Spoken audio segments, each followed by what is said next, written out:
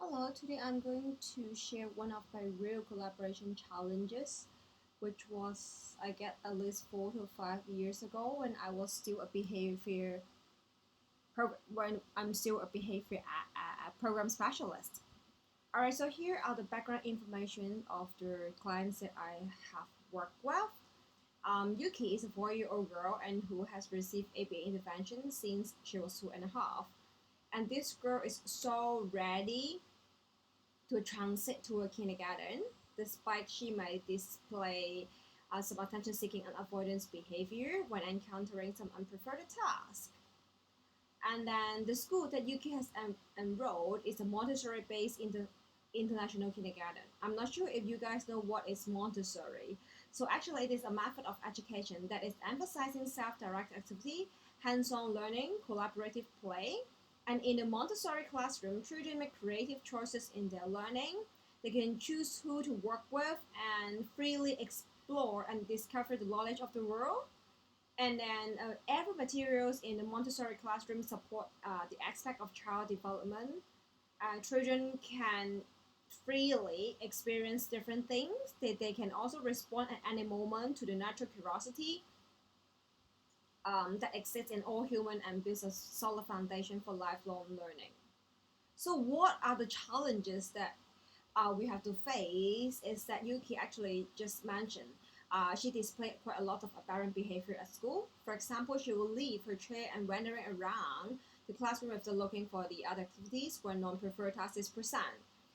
So, from an ABA perspective, we deem this behavior to be avoidance behavior for sure. However, as mentioned, Montessori teaching approach emphasizing loose structure and self-directed learning approach that they allow children to do whatever they will do. The prepared environment used in the classroom allow for students to interact more freely. So actually they can respond whenever they want. So meaning that Yuki's avoidant behavior viewed as an exposure from the class teacher point of view and is actually part of their philosophy.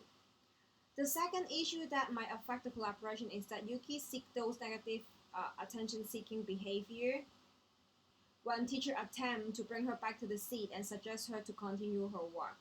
Yuki will scream out loud, cry if she failed to avoid the demand the behavior analysts give her.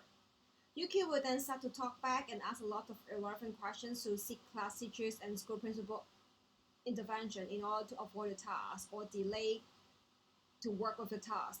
So the interaction with the teacher and those irrelevant questions asking actually become very meaningful to the teacher and will ask students' curiosity towards the world. Thus, all these aberrant behavior are strongly encouraged in the classroom. And the above incidents happen every single day, which make collaboration become much more challenging. Yuki, of course, became more dramatic at school, as all these aberrant behavior are greatly reinforced every day. So without the school support, it is actually impossible to have any effective intervention. So I decided to terminate the ABA service at the time. I must admit that there are still a lot of things that we could have been done to achieve better collaboration. So if I have a chance to collaborate with the school principal again, I guess I will apply another approach, which is completely different. So first of all, I think what we should do to make the collaboration better is that we should not jump into conclusion quickly that Montessori education method imposed no influence on student learning. We should appreciate the intervention despite there might be discrepancy or dilemma between two interventions. Just like what Leaf and McCacken have said, we must work together, agree to disagree, and rely on the data to support the treatment effectiveness. We have to focus on the child and the unique blend that comes from cooperating from the perspective within the team. So we have to work as a partnership.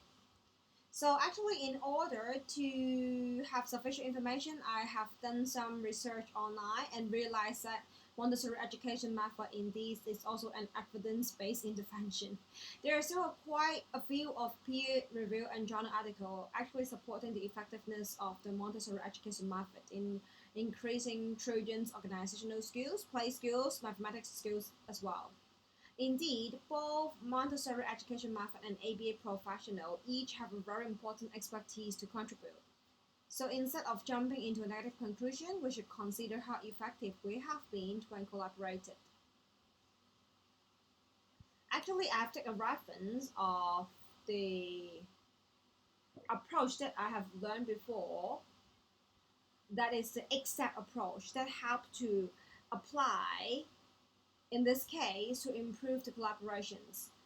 As mentioned, both school principal and I haven't heard about each professionals, and there's a high chance that we have a lot of misconception in between. For me, as a behaviorist, I think we might um, deem Montessori to be a play therapy which allows students to freely acquire different skills. Montessori don't use scientific-based strategy, which is wrong. And from the school principal point of view, they may think that ABA just force children to sit in chair for a very long time.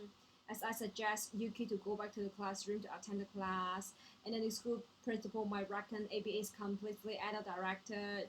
Children are in lack of freedom. We may use a lot of punishment routinely to maintain student behavior, where I completely ignore children's development information, etc. Therefore, I think it is quite important to improve the communication.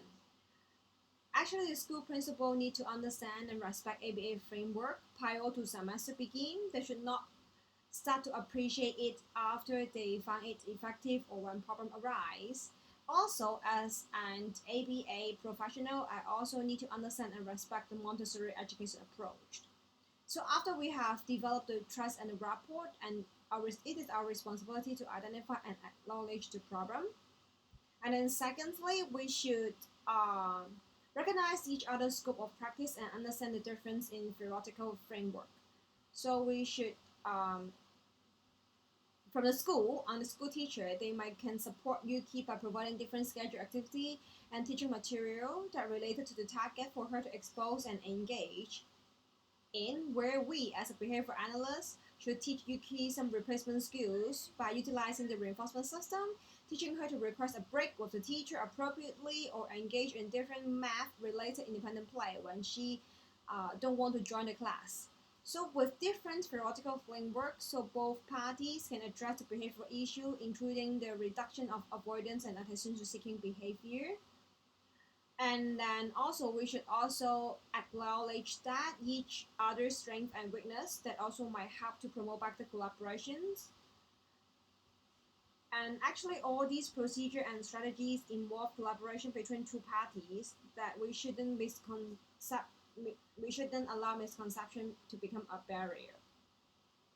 So I think mutual communication is really with power importance, and to actually support each other commitment. I think I will read more trustworthy journal article regarding Montessori education methods.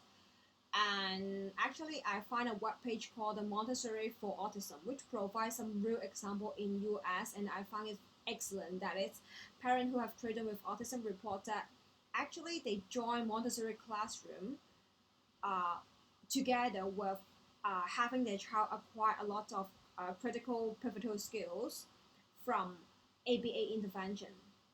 So it means that actually ABA and Montessori can work together to maximize student progress. So I think mutual communication or understanding each other approach are really important in promoting better collaboration. Thank you.